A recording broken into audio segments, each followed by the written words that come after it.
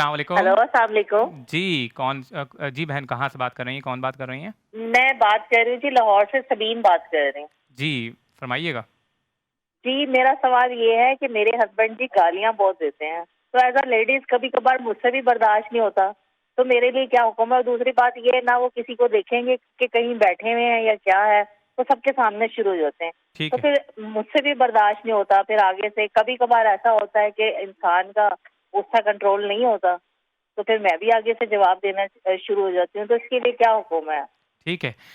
قاری صاحب آپ اگر گالیوں کے حوالے سے جو پہلی سوال بات پوچھا یہ گیا ہے کہ دیکھیے کہ انہوں نے تو چلو ان کو گھر میں کوئی برا بھلا کہا ہوگا اور دو چار چلو رشتہ داروں کے سامنے کہا ہوگا، یہ تو نیشنل ٹی وی پہ ہی ان کو سارا جنازہ ہی نکال دیا، تو کمی تو انہوں نے نہیں کی، وہ رہنمائی حاصل کر رہی ہیں نا۔ بلکہ ان سے زیادہ مجرم ہیں یہ۔ ٹھیک ہے، انہوں نے چلو اتنا تو لحاظ رکھا نا اپنے گھر کی عزت کا کہ گھر میں ہی رہنے دی، مگر انہوں نے تو نام نہیں پورے لیا نا۔ شہر میں ڈھڈورا پیٹ دیا، تو یہ طریقہ کار غلط نہیں ہے۔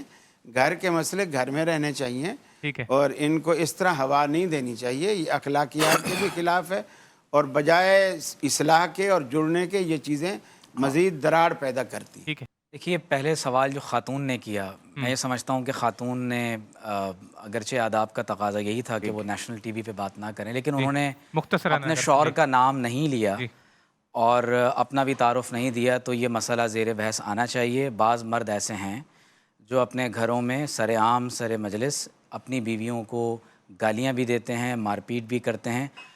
جب آپ 28ویں سپارے کا آغاز دیکھتے ہیں تو ایک خاتون جب حضور علیہ الصلوۃ والسلام کی بارگاہ میں آ کر شکایت پیش کر رہی ہیں تو اللہ تعالیٰ ارشاد فرماتا ہے قد سمع اللہ قول التی تجادلک فی زوجک وتشتکی الی اللہ واللہ یسمع تحاورکما، فرمایا کہ یا رسول اللہ صلی اللہ علیہ وسلم، وہ خاتون جو آپ کی بارگاہ میں حاضر ہو کر اپنے شوہر کی شکایت پیش کر رہی ہے اور اللہ تعالیٰ کی بارگاہ میں یہ گزارش کر رہی ہے، اللہ تبارک و تعالیٰ نے اس عورت کی بات کو سنا ہے اور آپ دونوں کے حوار، ڈائلاگ اور کنورسیشن کو بھی اللہ تعالیٰ نے سماعت فرمایا ہے۔ تو یہ ایک ایسا عمل ہے کہ جب عورت شکایت کر رہی ہے حضور کی بارگاہ میں تو اللہ تبارک و تعالیٰ بھی اس بات کو سن رہے ہیں۔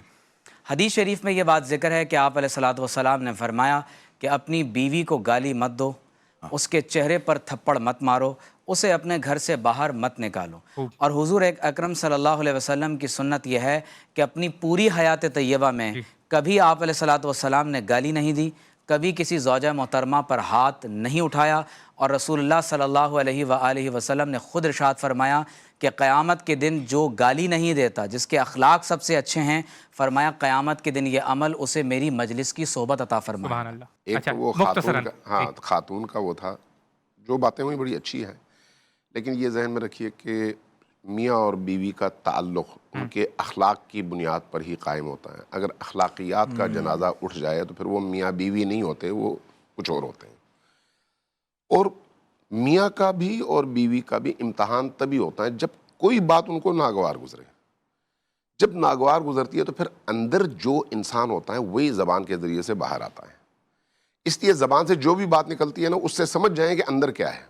اللہ اگر گالیاں نکلتی ہیں تو اندر نجاست نہیں ہے، اگر دوسروں کی توہین نکلتی ہے تو اندر جانور ہے، انسان نہیں ہے۔